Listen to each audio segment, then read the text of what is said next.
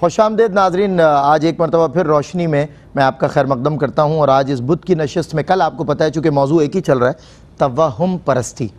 ہم یقین کے دائرے سے نکل کر توہمات کے اس ایک میدان میں آ چکے ہیں کہ جہاں ہر شے ہمیں توہم پرستی کا شکار نظر آتی ہے۔ ہمارے معمولات زندگی میں یقین کم ہے، بنیادی اصول کم ہیں، اصل اصول اور اصل حقائق کم ہیں، لیکن توہمات کی بھرمار لگی پڑی ہے۔ اور انہی توہمات میں سے ایک توہم بڑا شدید المیہ یہ ہے کہ ہم ماہ سفر المظفر کو، جبکہ ہم جانتے ہیں کہ ہر مہینہ اللہ کا مہینہ ہے، ہر دن اللہ کا دن ہے، انسان کی زندگی میں نقصان بھی اللہ کی اجازت کے بغیر نہیں آ سکتا۔ یہ جو ہم اور آپ کہتے رہتے ہیں نا جی فلاں نے میرا نقصان کروا دیا اور فلاں کو میں معاف نہیں کروں گا، چلیں حقوق العباد ہیں، آپ کی شکایتیں درست ہیں، لیکن زندگی میں کوئی بھی نقصان اللہ کی اجازت کے بغیر داخل نہیں ہوتا، اور زندگی میں کوئی بھی فائدہ اللہ رب العزت کی اجازت اور منشا کے بغیر آپ کو حاصل نہیں ہو سکتا۔ تقدیر کا مالک وہ ہے، رزق کا مالک وہ ہے، زندگی اور موت کا مالک وہ ہے، عزت اور ذلت کا مالک بھی وہی ہے۔ ہم نے توہمات کی نظر کر دیا ان تمام تر چیزوں کو، فلاں کی وجہ سے میری بے عزتی ہوئی، فلاں کی وجہ سے مجھے عزت ملی، فلاں شخص میرا مالک ہے، وہ مجھے رزق اس کی میں روزی کھاتا ہوں۔ بھائی یہ کون سی باتیں ہیں؟ روزی رزق کا مالک اللہ ہے، آپ کا، میرا، آپ کے مالک کا، آپ کے مالکوں کے مالک کا مالک صرف اللہ ہے۔ تو ان توہم پرستیوں سے ہمیں نکلنا پڑے گا۔ سفر المظفر سے متعلق جو توہمات ہمیں گھیرے ہوئے ہیں، مہینہ منحوس ہے اور اس مہینے میں شادی نہیں کرنی چاہیے، اس مہینے میں سفر نہیں کرنا چاہیے، یہ تمام تر باتیں آج میں زیر ذکر لاؤں گا۔ علماء کرام انشاءاللہ ہمیں آگہی فراہم کریں گے، وقت کے بہترین علماء جن میں مفتی ارشاد حسین سعیدی صاحب اور علامہ مفتی سید زیغم علی گردیزی شاہ صاحب ہمارے ساتھ موجود ہیں۔ آپ دونوں کا خیر مقدم ہے۔ حضور آغاز آپ سے کرتا ہوں، اور آغاز سفر ماہ سفر سے متعلق ہے۔ کہتے ہیں سفر کا مہینہ منحوس ہے، قبلہ یہ کہاں تک درست ہے؟ قرآن و سنت سے ہماری رہنمائی فرمائیں۔ ماہ سفر کو یا کسی بھی مہینے کو، کسی بھی وقت کو، کسی بھی دن کو منحوس کہنا، منحوس سمجھنا، یہ سراسر قرآن اور حدیث کی تعلیمات کے خلاف ہے۔ اچھا، اللہ رب العزت نے تمام زمانوں کو، مہینوں کو، دنوں کو، اوقات کو، لمحات کو تخلیق فرمایا، اور ایک خاص بات اس میں یہ کہ کسی وقت اور کسی مہینے اور کسی دن کے ساتھ کوئی شر وابستہ نہیں فرمایا۔ ٹھیک ہے، البتہ فضیلت ضرور وابستہ فرمائی۔ صحیح، جیسے رمضان المبارک کو فضیلت عطا فرمائی، رجب کی فضیلت حدیث میں بیان ہوئی، ذی الحج کی فضیلت بیان ہوئی، 4 حرمت والے مہینے ہیں، محرم الحرام ہے، ان کی فضیلت بیان ہوئی۔ فضائل کے اعتبار سے تو مہینوں میں کچھ مہینے ایسے ہیں جن کی فضیلتیں بیان ہوئیں، قرآن مجید میں بھی اور حدیث مبارکہ میں بھی۔ صحیح، لیکن اس کا جو دوسرا پہلو ہے، جس پر آج ہم اس مناسبت سے بیٹھے ہیں، وہ کوئی مہینہ ایسا نہیں ہے جس مہینے کے کوئی نقصانات بیان کیے گئے ہوں، یا جس مہینے کے ساتھ کسی شر کو وابستہ کر کے بیان کیا گیا ہو۔ بالکل صحیح، کوئی مہینہ ایسا نہیں، نہ کوئی دن، صحیح، نہ کوئی وقت، نہ کوئی لمحہ۔ گویا تمام وقت اور لمحات نیوٹرل درجے پر تو کھڑے ہیں، لیکن اس سے زیادہ فضیلت کے معیارات ہیں۔ اور سفر المظفر یہ ایک ایسا مہینہ ہے کہ جس کی ہمیں حدیث پاک سے فضیلت کوئی نہیں ملتی، لیکن اس کا منفی پہلو بھی کوئی نہیں ملتا۔ صحیح، البتہ اس کا ذکر حدیث پاک میں یوں آیا کہ آقا علیہ السلام نے فرمایا، بخاری شریف کی روایت ہے، حضرت ابو ہریرہ رضی اللہ تعالیٰ عنہ اس کے راوی ہیں، آقا علیہ السلام نے فرمایا، لا عدوہ ولا تیرۃ ولا حامہ ولا سفر، نہ تو یہ چھوت کوئی شے ہے، اس میں کوئی حقیقت ہے، صحیح، بیماری کا متعدی ٹھیک ہونا، ہے، اور اس میں بھی ایک معنی ہے، وہ ہم بعد میں بیان کریں گے، ٹھیک ہے، اور نہ ہی فرمایا کہ اسی طرح نہ ہی فال نکالنا، کسی شے کو منحوس سمجھنا، اس میں کوئی حقیقت ہے، نہ ہی الو کے پرندے کے اندر یا کسی پرندے کے اندر کوئی منحوس، کوئی نحوست اس کے ساتھ وابستہ کر لینا، ولا سفر، اور نہ ہی سفر کے اندر کسی قسم کی نحوست کی کوئی حقیقت ہے۔ تو جب بخاری شریف کی ایک مستند روایت، صحیح روایت ہمارے سامنے موجود ہے، اور پھر کوئی مومن اور مسلمان اس میں کسی وہم کا شائبہ رکھے یا اس میں مبتلا ہو جائے، تو یہ ایمان کی کمزوری ہے۔ ہمیں اللہ تعالیٰ کی ذات پر کامل ایمان رکھنا چاہیے۔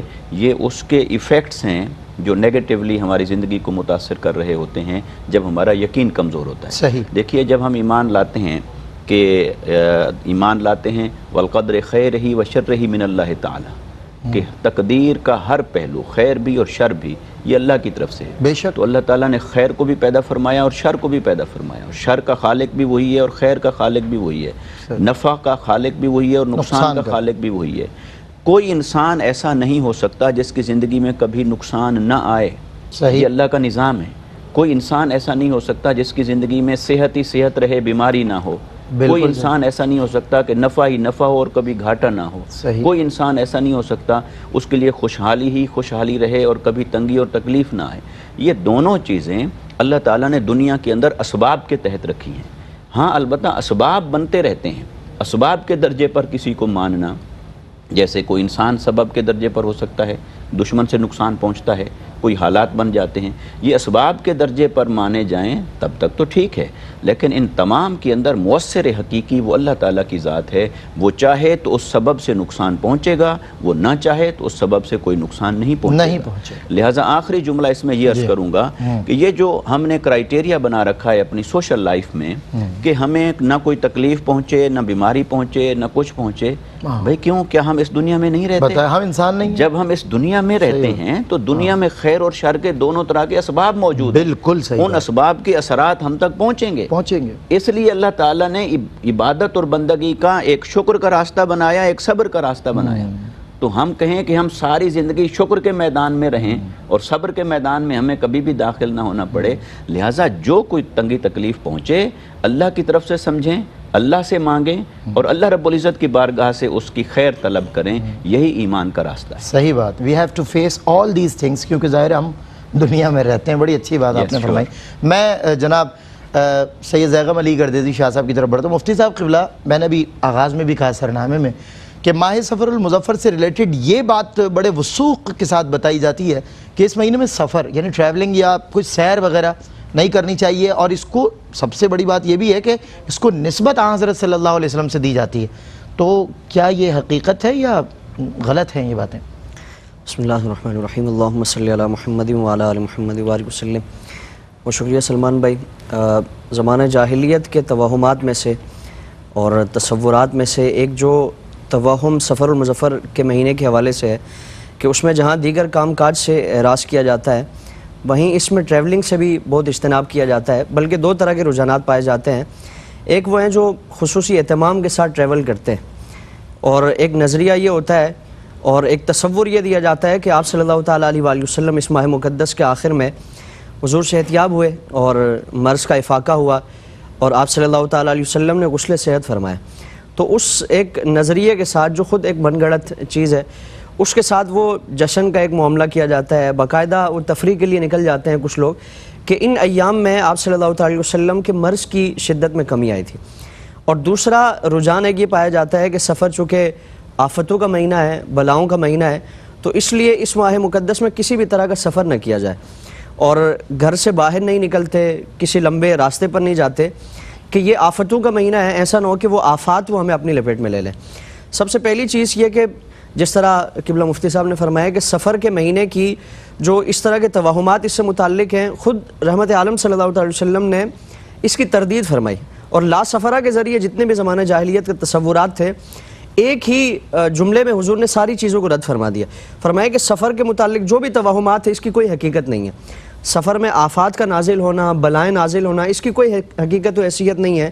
بلکہ اگر سید عالم صلی اللہ علیہ وسلم کی حیات طیبہ کا معاملہ دیکھیں تو حضور نے کئی تاریخی اور کئی جو اہم اسفار تھے حضور نے اس ماہ مقدس میں فرمائے. جس طرح سید عالم صلی اللہ علیہ وسلم نے ہجرت کا جو آغاز فرمایا تو اس سفر کے مہینے کے آخر میں 26 یا 27 کو حضور نے مکہ المکرمہ سے ہجرت کا آغاز فرمایا, اور محرم کے سفر کے بعد جو ربیع الاول کے ابتدائی جو ایام تھے حضور نے ان ایام میں آپ صلی اللہ علیہ وسلم مکہ المکرمہ تشریف لائے. پھر مدینہ منورہ تشریف لائے. مدینہ میں پہنچنے کے بعد تقریباً 12 مہینے گزارنے کے بعد پہلا جو غزوہ ہے ابوا کے مقام پر حضور تشریف لے گئے اور چند 100 افراد آپ کے ساتھ تھے.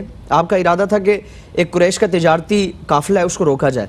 تو یہ جو سفر حضور نے پہلا غزوے کے لیے فرمائے وہ سفر کے مہینے میں مصعب یہیں پر موقوف نہیں کرتا, مزید ان کو آہستہ سے سماعت کریں گے اور سمجھیں گے آہستگی کے ساتھ کہ حضور کے غزوات کے سفر یہاں ہیں اور اسفار حضور کے اس میں ہو رہے ہیں سفر المظفر میں، پھر ہم سفر ترک کر دیں۔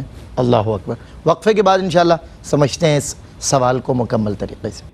ویلکم بیک ناظرین، ایک مرتبہ پھر آپ کا خیر مقدم ہے، اور دو نظریوں پر بات ہو رہی ہے کہ سفر کے مہینے میں کچھ لوگ کہتے ہیں سفر نہیں کرنا چاہیے لیکن سیر کرنی چاہیے، اور ان دونوں پر ہی بات کر رہے ہیں مفتی سید زیغم علی گردیزی شاہ صاحب۔ جی قبلہ۔ سلمان بھائی، اسی غزوے میں حضور نے سفر کے مہینے میں اس کا آغاز فرمایا، اور اگرچہ وہ غزوہ اس میں لڑائی کی نوبت نہیں آئی کہ وہ قافلہ پہلے جا چکا تھا، صحیح۔ پھر اسی طرح مشہور جو فتح اللہ تعالیٰ نے مسلمانوں کو عطا فرمائی خیبر کی، تو یہ سفر کے مہینے میں اللہ تعالیٰ نے یہ کامیابی عطا فرمائی، اور اس ماہ مقدس میں اللہ رب العالمین نے مسلمانوں کو اتنی عظیم فتح اور عظیم خوشی عطا فرمائی۔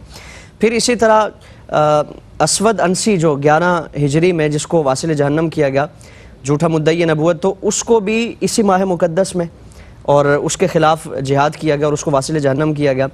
پھر اسی طرح حضرت عمر فاروق رضی اللہ تبارک و تعالیٰ عنہ کے دور میں مدائن کو فتح کیا گیا، کسریٰ کے تمام شہروں کو فتح کیا گیا، یعنی اس زمانے کی سپر پاور کو جو شکست دی گئی وہ اس ماہ مقدس میں۔ اللہ۔ پھر حضرت صفیہ کا جو نکاح حضور سے، تو آپ صلی اللہ علیہ وسلم نے اس ماہ مقدس میں یہ ایک اہم کام ہے، بابرکت کام ہے، اس ماہ مقدس میں حضور نے کیا۔ تو اس ماہ مقدس میں حضور نے اس طرح کے توہمات سے اس کو پیش نظر رکھتے ہوئے کسی چیز کو موقوف نہیں فرمایا، کسی چیز کو آپ نے روکا نہیں، بلکہ تمام اسفار اسی ترتیب کے ساتھ، اسی معمول کے ساتھ جاری رکھے۔ پھر جو دوسرا رجحان ایک پایا جاتا ہے کہ مرض کی شدت سے افاقہ ہوا تھا اور اسی لیے تفریح کی جاتی ہے اور سیر کے لیے نکل جاتے ہیں، تو یہ بھی ایک من گڑت بات ہے، نہ کوئی اس کی روایت ہے، نہ کوئی اس طرح کی حیثیت ہے، بلکہ ان ایام میں آپ صلی اللہ علیہ وسلم کے مرض کی شدت تھی۔ اچھا۔ اور مدینہ میں یہود میں ایک جشن کا سما تھا کہ مسلمانوں کے نبی وہ اس دنیا سے تشریف لے جا رہے ہیں، مسلمانوں کی جو طاقت و تقویت ہے اس میں کمی آئے گی، تو اس وجہ سے یہود میں یہ جشن کا اور عیسائیوں میں یہ جشن کا سما تھا۔ مسلمانوں میں تو حضور کے اس مرض کی وجہ سے اور اس تکلیف کی وجہ سے ایک افسردگی تھی، ایک پریشانی تھی۔ آپ کی اس بات سے مجھے ایک بات، ایک تلخ حقیقت ہے، معذرت کے ساتھ کہہ رہا ہوں کہ اب بھی دیکھیں پینڈیمک ہے، مرض ہے، وبا ہے، مسلسل ایک خوف و ہراس ہے پوری دنیا میں، لیکن آج بھی یہود کے آپ کو جشن الگ ہی نظر آ رہا ہے، سیلیبریشن والا ایک بیہیویئر نظر آ رہا ہے۔ اچھا، بہرحال تو ان ایام میں حضور کے مرض کی شدت میں افاقہ نہیں ہوا تھا، بلکہ یہ شدت ہی تھی، اور اسی کیفیت میں آپ صلی اللہ علیہ وسلم کے یہ ایام گزرے ہیں۔ تو اس میں نہ اس ماہ مقدس میں خصوصی طور پر سفر کی کوئی فضیلت ہے، سفر کرنے کی کوئی فضیلت ہے، اور نہ ممانعت پر کوئی نقصان اور ضرر کا معاملہ ہے۔ ٹھیک ہے۔ جس طرح باقی مہینوں میں سفر کی ایک گنجائش ہے، سفر کرنا چاہیں تو اس میں کوئی حرج نہیں ہے، نہ کرنا چاہیں تو کوئی گناہ نہیں ہے۔ صحیح۔ تو اس مہینے میں، اور پھر اگر کوئی اس وجہ سے رک جاتا ہے تو پھر سید عالم صلی اللہ علیہ وسلم کی وہ حدیث ہمارے پیش نظر ہو کہ اگر کوئی بدشگونی کی وجہ سے کسی کام سے رک جاتا ہے اور کسی یعنی اس خیال کے ساتھ اگر یہ میں نے کام کیا تو میں اس مہینے کی وجہ سے یا اس شخص کی وجہ سے یا اس فلاں چیز کی وجہ سے نقصان میں آ جاؤں گا، تو فرمایا کہ وہ اپنے آپ کو شرک کی نجاستوں میں اس نے آلودہ کیا۔ تو اس کو شرک خفی قرار دیا گیا ہے، اس طرح کے توہمات کا اعتبار نہ کیا جائے۔ بالکل ٹھیک ہے۔ میں مفتی صاحب قبلہ، بعض اوقات دیکھیں توہمات تو بے شمار ہیں، کچھ ہم نے کل ذکر کیے ہیں، کچھ آج کر رہے ہیں۔ ایک ایسی بات بھی ہے اس طرح سے کہ یہ فلانا مقام، میں جب سے اس جگہ آیا ہوں، اس گھر پہ آیا ہوں، بڑا بھاری ہے، بہت یہ جگہ ہی شاید منحوس ہے، اس طرح کی بات ہوتی ہے، فلاں مقام، فلاں نام، فلاں شے بھاری ہے، جگہ بھاری ہے۔ اس حوالے سے کچھ ارشاد فرمائیں، کیسے رہنمائی ملتی ہے ہمیں؟ کیا ایسا ہوتا بھی ہے حقیقت بھی میں بھی کہ کوئی مقام یا کوئی جگہ واقعتاً بھاری ہو، کوئی شے؟ نہیں، اچھا ٹھیک۔ کوئی جگہ بھاری نہیں ہوتی، صحیح۔ کوئی مقام بھاری نہیں ہوتا، یا کوئی نام؟ کوئی نام بھی بھاری نہیں ہوتا، سوائے اس کے کہ جو نام قرآن اور حدیث کے خلاف ہو معنی کے اعتبار سے۔ ٹھیک ہے۔ ٹھیک ہے، ورنہ کوئی نام بھی بھاری نہیں ہوتا۔ یہ جو چیزیں ہیں یہ در حقیقت ہمارے ایمان اور اعتقاد کی کمزوری ہے۔ اچھا، ایک جگہ کے اوپر ایک آدمی ایک جگہ کاروبار کرتا ہے، صحیح، اسے نقصان ہوا، لیکن دوسرے آدمی نے اسی جگہ کاروبار کیا، اسے فائدہ فائدہ ہوا۔ ہو گیا۔ اب اگر وہ جگہ بھاری ہوتی، ایک آدمی ایک دن میں بیمار ہو گیا، اور کیا سارے لوگ اس دن میں بیمار ہوئے؟ کیا جو دوسرے لوگ بیمار ہوئے وہ دوسرے دنوں میں ہوئے؟ تو پھر کوئی دن ایسا بچا جس دن میں کسی کو نقصان نہ ہوا ہو؟ کیا کوئی دن ایسا بچا جس دن میں کوئی بیمار نہ ہوا ہو؟ واہ، کیا کوئی دن ایسا بچ جائے گا جس دن میں کسی کو کوئی گھاٹا اور خسارہ نہ ہوا ہو؟ صحیح. تو پھر کیا تمام دنوں کو معاذ اللہ منحوس قرار دے دیں گے یا کام تمام کرنا ہی چھوڑ دیں مہینوں کو کر دیں؟ تو لہٰذا یہ توہمات ہیں. ٹھیک ہے، اس کے اسباب ہوتے ہیں. کبھی آپ کو کسی کو بیماری پہنچی، اس کا کوئی سبب ہے. نقصان پہنچا، اس کا کوئی سبب ہے. آپ کہیں جا رہے تھے اور راستے میں بلی نے راستہ کاٹ دیا، آپ کا کام نہیں ہوا. کام جو نہیں ہوا وہ بلی کی وجہ سے نہیں ہوا. صحیح بات. کام کے نہ ہونے کے اور اسباب تھے، اور خالق چاہتا ہی نہیں تھا وہ کام ہو. اور بعض اوقات ہم خود کھڑے ہوتے ہیں اپنی رکاوٹ. اس کے اسباب ہوتے ہیں، اس کی رکاوٹیں ہوتی ہیں.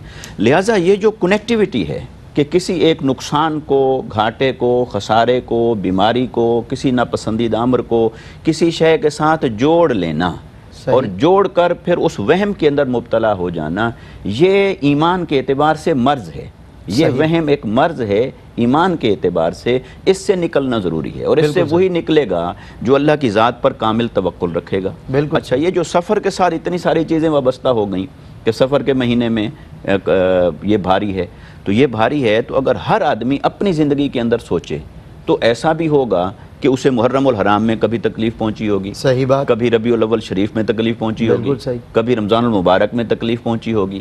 تو پھر ان کو بھاری کیوں نہیں کہتے؟ اب رمضان المبارک میں تکلیف کا آنا بتائیے نا. جی دیکھیں آپ نے بڑے اچھے اس کو بھاری کہہ دیں گے اور اس کو کہیں گے خیر و برکت ہے. بتائیے. تو لہٰذا ان کو مہینوں کے ساتھ منسلک کرنے کی بجائے یہ اللہ کی ذات کے ساتھ اور امر الہی کے ساتھ منسلک رکھیں کہ یہ اسی کی طرف سے ہے خیر بھی اور اسی کی طرف سے ہے شر بھی.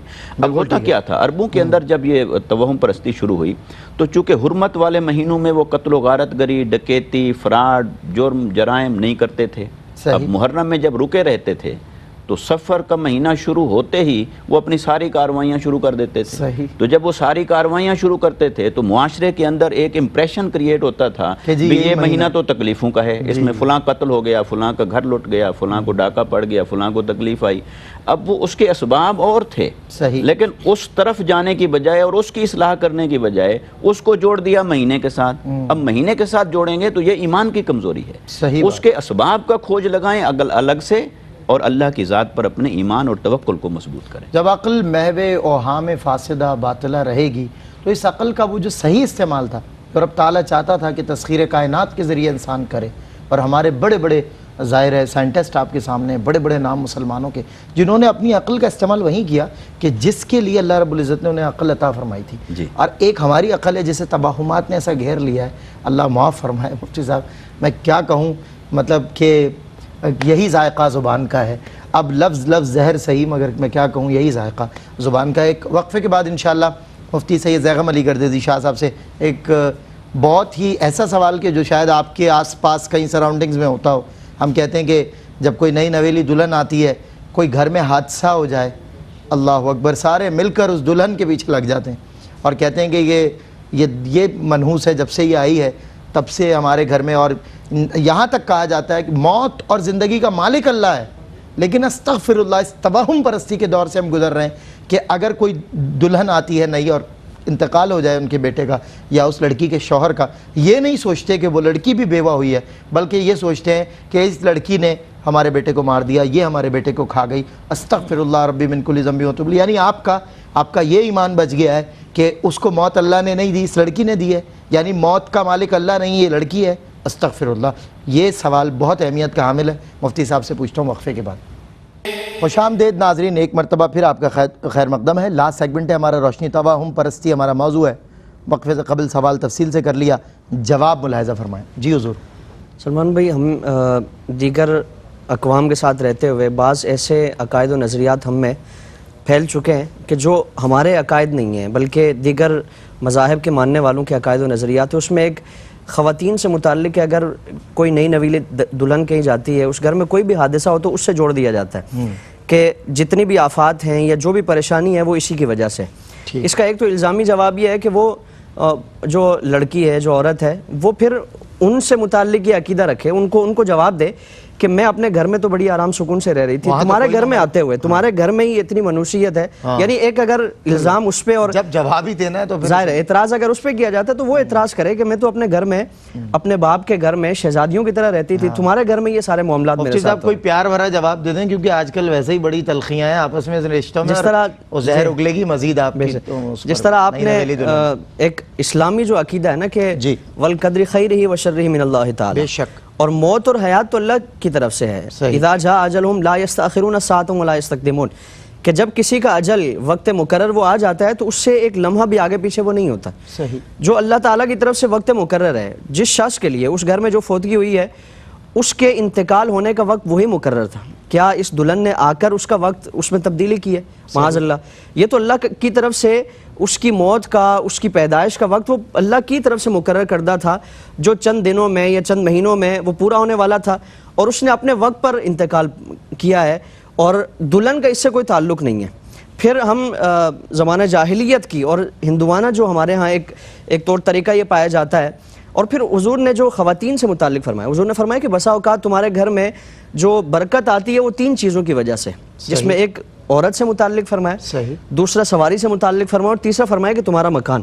صحیح, یعنی بسا اوقات تمہارے گھر میں جو برکتیں نازل ہوتی ہیں, تمہارا اچھا گھر ہے, اللہ تعالیٰ اس گھر کی برکت سے, یعنی اس گھر میں قرآن پاک کی تلاوت ہوتی ہے, نمازوں کی ادائیگی کی جاتی ہے, تو اس گھر میں اللہ تعالیٰ کی برکتیں نازل ہوتی ہیں. پھر تمہاری سواری اچھی ہے کہ تمہارے لیے وہ برکت کا باعث ہے, تمہاری بیوی اچھی ہے کہ وہ تمہارے لیے خیر و برکت کا باعث ہے. تو آپ صلی اللہ تعالیٰ علیہ وآلہ وسلم تو خواتین کا جو ازواج ہیں ان کا اسٹیٹس یہ بیان فرما رہے ہیں. اور پھر انتقال کے بعد, یعنی کسی کے شوہر کا انتقال ہو جائے, تو ہمارے ہاں جو دیگر اقوام سے ہم نے ایک عقیدہ لے لیا, ایک نظریہ جو لے لیا کہ اس بیوہ کا پھر جینا دوبارہ کر دیا جاتا ہے. صحیح بات, وہ بجائے حضور اب وہ پہلے ہی صنف نازک ہے, کمزور ہے, اب وہ اتنی کمزور ہو چکی ہے کہ وہ اپنے آپ کو بالکل ہی لاوارث محسوس کر رہی, بجائے اس کی مدد کر رہی ہے. ہم دیکھیں ایسی خواتین کو شادی بیاہ میں نہیں جانے دیتے کہ اس کا سایہ اگر ہماری بچی پہ پڑے گا. ہمارے بڑے بھائی کی شادی تھی تو ہمارے خاندان کی کچھ خواتین جو بیوہ, تو وہ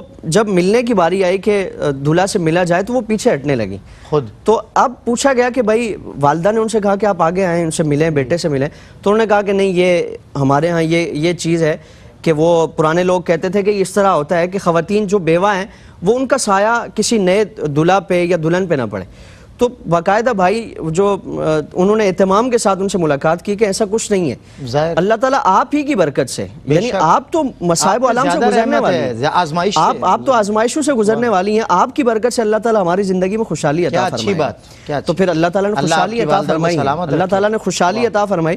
تو خواتین کے ساتھ یہ سلوک کیا جاتا. ہم حضور کا معاملہ دیکھیں, سید عالم صلی اللہ تعالیٰ علیہ وسلم کی تمام ازواج سوائے سیدہ عائشہ صدیقہ کے تمام ازواج یا تو مطلقہ ہیں یا بیوہ ہیں, اور حضور کی حیات طیبہ میں ان کے ساتھ سلوک کیسا ہے, یعنی ہر حضور کی زوجہ یہ خیال فرماتی ہیں کہ شاید سب سے زیادہ آپ صلی اللہ تعالیٰ علیہ وسلم مجھ سے محبت فرماتے ہیں, مجھ پر توجہ فرماتے ہیں, مجھ پر شفقت فرماتے ہیں. اور حضور نے بھی کبھی ان کے بیوہ ہونے کی وجہ سے یا ان کے متعلقہ ہونے کی وجہ سے کبھی ان کے ساتھ وہ سلوک نہیں فرمایا, بلکہ انتہائی پیار کے ساتھ, انتہائی شفقت کے ساتھ ان کے ساتھ معاملہ فرمایا, اور یہ کیفیت حضور نے ان کے ساتھ اختیار فرمائی. تو چاہے وہ بیوہ ہے یا اس کا اسٹیٹس کوئی بھی ہے, متعلقہ ہے, وہ اللہ رب العالمین کی مخلوق ہے. اور پھر حضور نے جو اپنی آخری وصیت میں فرمایا تھا, جب حضرت فضل بن عباس فرماتے کہ میں ملاحظہ کیا کہ حضور کے لبھائے مبارک کھل رہے, کان لگا کر میں نے سننے کی کوشش کی, تو حضور نے 3 وصیتیں فرمایا کہ اپنے نمازوں کی پابندی کرنا, اپنے غلاموں کے ساتھ بہتر سلوک کرنا, اور آخری وصیت اور تیسری وصیت فرمائی کہ تم اللہ کی باندیوں کے ساتھ اس نے سلوک کا معاملہ کرنا. یعنی تمہارے گھروں میں یہ جو اللہ تعالیٰ کی طرف سے یہ اللہ نے تمہارے ہاتھوں میں قیدی بنا دیا ان کو, کہ ان کی ساری جو زندگی کے معاملات ہیں وہ تمہارے ہاتھ میں, اور تم پر ان کی قناعت ہے, تم پر ان کا گزر بسر ہے, دار و مدار تم پر. تو فرمایا کہ ان کے معاملات میں اللہ رب العالمین سے ڈرنا. تو اگر کوئی بھی اس طرح کی آفت آتی ہے, پہلے تو اس کے اسباب ڈھونڈے جائیں, شاید اس کے اسباب ہم میں ہی پائے جاتے ہوں. جو آفت آئی ہے, جو مصیبت آئی ہے, شاید ہماری کسی کمزوری کی وجہ سے وہ نقصان ہوا ہو, اور موت اور حیات کا تعلق وہ اس سے نہیں ہے, بلکہ اللہ رب العالمین اس طرح کے معاملات کا مالک ہے, اسی کی طرف سے موت و حیات کے معاملات. بالکل صحیح. میں مفتی صاحب قبلہ آپ دونوں حضرات سے کہ ٹو دا پوائنٹ, ظاہر میرے پاس 2-3 منٹ بچے ہیں, ایک سوال ہے اگر ٹو دا پوائنٹ اس کے مجھے آپ دونوں سے جوابات ملیں کمپلیٹ ہو جائیں گے سوالات. یہ بات بھی لوگوں میں مشہور ہے کہ کھاتے پیتے ہوئے باتیں نہیں کرنی چاہیے، اور یہ وہ جو آگ کی پرستش کرتے تھے لوگ، یہ ان کا طریقہ تھا کہ وہ خاموش رہتے تھے، اور کچھ کہتے ہیں کہ باتیں کرنی چاہیے، کچھ کہتے ہیں کہ نہیں کرنی چاہیے۔ یہ دونوں آپ کے سامنے ہیں نظریے، آپ ارشاد فرمائیں۔ دیکھیں، کھانے پینے کے دوران گفتگو کرنا جی نہ صرف یہ کہ منع نہیں ہے بلکہ آقا علیہ السلام کی سنت مبارکہ ہے۔ ماشاءاللہ، آپ فرماتے تھے اور گفتگو۔ ایک بار تو یہ ہوا کہ آقا علیہ السلام نے گھر سے سالن طلب فرمایا، جی تو عرض کیا گیا کہ صرف سرکہ ہے، اچھا، تو آقا علیہ السلام نے فرمایا وہی دے دو، اللہ اکبر، اور آپ وہ سرکہ کھاتے رہے، تناول فرماتے رہے، اور ساتھ کہتے رہے کہ یہ کتنا اچھا سالن ہے، اللہ تو وہ اکبر، گفتگو ثابت ہوئی۔ اللہ اکبر، ایسے ہی یہ جو حدیث شفاعت ہے، سبحان یہ آقا علیہ السلام نے تب بیان فرمائی جب آپ گوشت مبارک کھا رہے تھے، چونکہ شانے کا گوشت آپ کو پسند تھا، سبحان اسی دوران آپ نے حدیث شفاعت کو بیان فرمایا۔ سبحان، لیکن اس میں فرق کرنا چاہیے، صحیح ایک تو لغو گفتگو ویسے ہی منع ہے، فضول گفتگو نہ ہو، صحیح دوسرا ایٹیکیٹس ہیں ہر چیز کے۔ صحیح، ایٹیکیٹس کا تقاضا یہ ہے کہ آپ یہ دیکھیں کہ آپ کھانے کے دوران گفتگو کر رہے ہیں یا گفتگو کے دوران کھانا کھا رہے ہیں، جناب، بس اس کا فرق ضرور رکھنا چاہیے۔ کیا اچھی بات، کھانے کے دوران بیلنس گفتگو منع کرنا، نہیں ہے، بالکل صحیح، لیکن اگر گفتگو اتنی طویل ہو گئی کہ آپ نے کھانا کھانے ہی- کو نظر انداز کیا تو اس کے آپ کے جسم کے اوپر